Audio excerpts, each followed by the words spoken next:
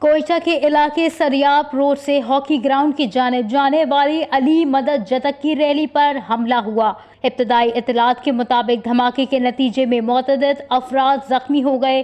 Rally پاک فوج کی حمایت میں نکالی گئی تھی اور ہاکی گراؤنڈ میں جاری حکومت بلوچستان کے جلسے میں شرکت کے لیے روانہ تھی۔ دھماکہ اس وقت ہوا جب ریلی کا قافلہ سریاب کے قریب مرکزی شاہراہ پر پہنچا۔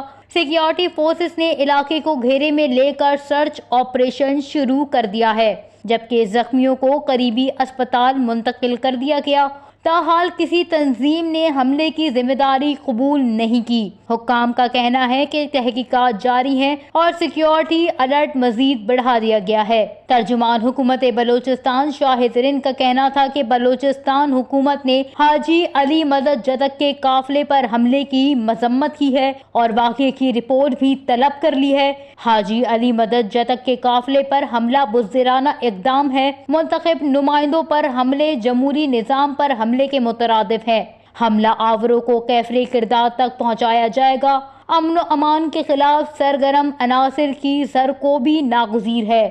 حکومت، عوام اور نمائندوں کے تحفظ کے لیے تمام وسائل بروئے کار لا رہے ہیں۔ ایسی کارروائیاں ہمارے عزم کو کمزور نہیں کر سکتی ہیں۔ وش نیوز، کوئٹہ، بلوچستان۔